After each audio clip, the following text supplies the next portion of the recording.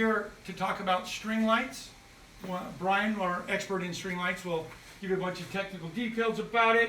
But basically what we're doing in this yard is we've got the newest one. It's a G40 bulb. It's an exclusive AQL design, and it's going to be, it was pre-installed, one string of it. It lights up the outside of this perfect. We are going to add on to it. So we're going to show you how we install this and how we're going to install the next one.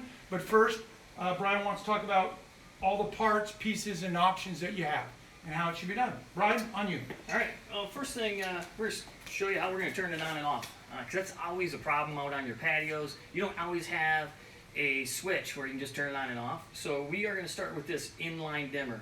This comes in 100 or 200 watts, 350, and 600 watts.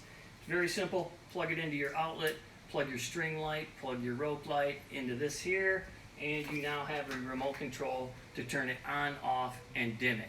So this is actually a great solution to a problem that's been around for a long, long time. So this is how we will start our string light. Tom's going to go ahead and install it up there where he had it originally installed anyways.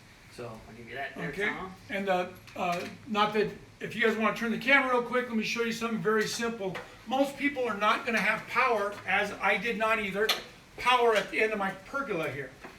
Above this, there's a patio against a patio that has an outdoor box. I plug an extension cord into that outdoor box, and I brought an extension cord out, and I put it here. That was it.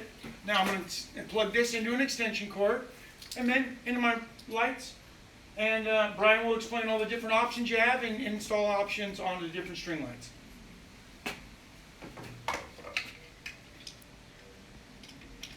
Go ahead, Brian. Okay. I think we're going to start out, we wanted to show you, this is what we are installing. This is a G40. It's about 5 inches in diameter. That's a big boy right there. That is super cool. You want to be different than everybody else? That right there is the guy. Here's some of our other bulbs. This is a standard S14. S is the shape, 14 is the size. See these everywhere. Bistro lights. There's all kinds of different names for this right here. We sell a lot of these. It's a great bulb, but if you want to be different, you do have some other options. This is a larger ST21. 21 is the diameter right here. It's a much larger bulb. Show you how much bigger right there. So that's going to make you different. This is going to stand out.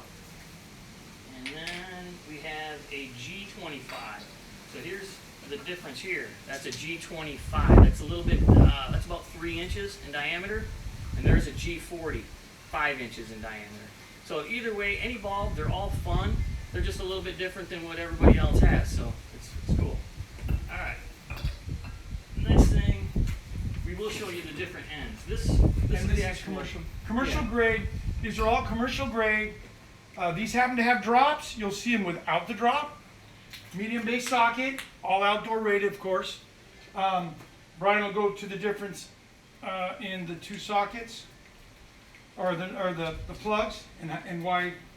Yeah. Okay, so we have the male core cap here. Keep in mind, most string lights do have a fuse in them. So string lights, even though they look like they could be a convenient extension cord, they cannot be used as an extension cord. If you were to plug a drill or something like that into this end here, you only have 5 amps right there. So most power equipment would burn up that fuse. So you better have some fuses around if you plan to use it as an extension cord. So I don't recommend it. Other than that, the cords are watertight. So the end of this string light here is over around this column here. Tom will be plugging that into here, and it seals. You'll see the O-ring that goes around it. So this will plug in and form a nice seal, so we can keep on extending this. So this does have a maximum run. Every light string has a maximum run. It's always going to depend on the gauge of wire that you use and the amount of bulbs and how many watts each bulb is. So that's called your load. So it's going to be the gauge of wire and your load. There's all different kinds, so you have to know what yours is and how many yours is rated for. This one here, because we're using a 3.5 watt bulb, this is 18 gauge wire. We can run 5 of these in a row without having any issues. That's the maximum run. So if we're going to get going, we're going to get installing on this right now. So like any extension cord or any light cord, you'll find the biggest challenge is keeping it from getting tangled. But we're going to start over here. Oh, sorry, Brian. You want to bring that ladder with us? One thing we forgot to talk about, your loads. It's not good to take this, plug it in, run it 35 feet strand, and attach it to the end of a pole and let them go free without attaching them to something. If you have a very long span, more than about, we're going to say somewhere between 7 and 10 feet, if you go any more than that, you want to use an 1/8-inch braided cable, metal cable. And run that where you want to do it. Each one of these are designed with a hook at the top that would allow you to hook to that cable. Now, whether it's hooked tight to the cable with a zip tie, or you dangle it with a chain or something off of that, you want the load to be carried by the cable. The other thing you can do like this, we have a wood pergola.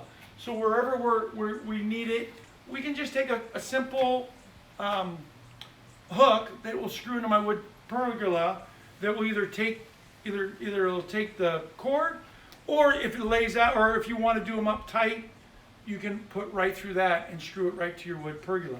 Now, what we're doing here, this is called, it's an exterior, we're going around the exterior of this overhang patio cover. So if they move the camera slowly while we're moving over and getting set up, you'll notice that at the end we didn't have any rafter tails, so I used hooks to hang them. Then when we got out to the end of this patio, I then went around the rafter tails like we're going to do here. We're going to continue all on rafter tails. We're going to wrap this around the rafter tails. We want to keep the bulbs somewhat, obviously, in between the rafter tails that we're moving around. And that's it. So it starts out with 2 people is always better. If you can get 2 people to do it at one time, makes life easier. This is one of the bulbs. I was going to show you how to install that when we're done. So, starts out with, I go to the end, I pull off where we ended last time, and I have it all supported up here and it's up. So I pull the cap off of it, I then pull the cap off of this one, and I insert it. Like all, there's a large and a small, like all US, and I push it all the way into, I do no longer see that gasket.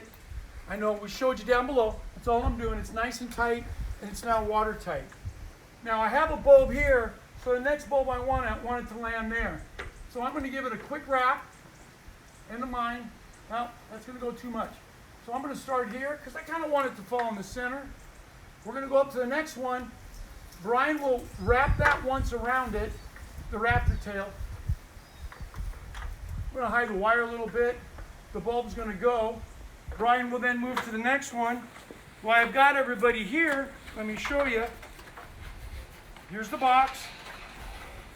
The box with the bulb in it. I'm going to take this bulb.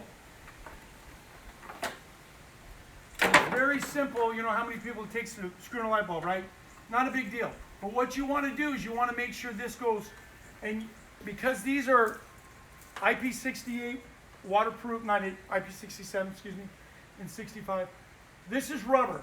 As you screw this on, you want to see it separate and go around the bulb. As you can see, this is done. And that way there, it'll tighten up, water seal, and it hits the back of the bulb. We're in good shape. So as you can see, Brian's just separating as we go around. What I'm going to do is I'm going to follow Brian as he's doing that, and I'm going to kind of say, okay, it's got a good loop. We're looping about the same. It's around here. I probably want to bring this my way, right? Okay. Yeah, so I'm going to bring mine this way, but just simply looping around the rafter tail. I may have to bring the trimmers out here a little bit. No, that'll be okay. That'll come down right below my foliage. I'm going to hide the wire a little bit, and we're just going to have both. Like I said, we're going to continue this all the way around the end of the pergola. The existing one's been up for quite a few months, and it's beautiful. What I like about this big one is I don't have every 2 foot of bulb. I have every 5 foot of bulb. I don't see a lot of lights, but for general lighting out here, I can do it all with this bulb. If I'm doing something we need really good light on, I can bring that all the way up, and this whole area out here is lighted up great. if we're playing games out here at night or something, these bulbs on high will light this whole area to do it. Then I bring it down to about 25% for daily, just if I have it on, come out here for mood lighting or whatever. Great product. We do have quite a few that are different. I have a question for you real quick here. Okay. How many strands can be used on each run? So each run on this one here, okay, we're up to 5. Like Brian said, there's a mathematical reason for that. You have the size of the wire, the wattage pulled by each bulb, okay, and which is all in the length of the run. So these will go up to 5. So that's 175 feet with 5-foot spacings. You could light up a very big area with an awful lot of light. I want to say with the 4, we also have the small bulbs and the other 3 other bulbs. We have them 2-foot spacing at 48 feet and a 3-foot spacing at 48 feet. We also have something special, which is only 24 feet with 12 volts. Would you get a longer run with a bulb that's drawing less wattage then? If it's Yes. a smaller bulb, you get a longer run. Exactly. Okay. So we can put 5 2448s using the S14 bulb. So it's a lot longer run. We're I think 196 feet with that many more bulbs because it's every 2 feet, not every 5 feet.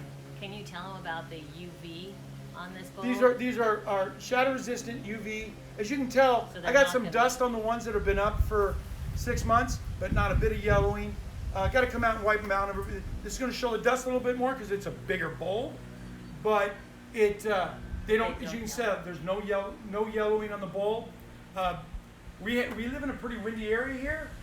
No breakage, no nothing. They are shadow resistant, but I thought maybe you'd get a crack in winter, something. Haven't. You're not going to see this application too many places. You won't see the G25 or the S21 filament bulb. We're about the only company that's been doing them. I had the bulb special made for these reasons. The standard would be just your S14s, which most people carry. We like to have a little more fun, and everybody's unique. And that's it. We're going to finish this up. Stay tuned tonight. We're just going to run a quick video with the lights on at night. You can see a demonstration of it dimming and a demonstration of how bright this actually is with these bulbs. Brian, do you have a closing for what do you want anything to say? Thanks for watching another AQ lighting video, and if you have a message or you want to drop a comment, please do. Until this evening then, stay safe.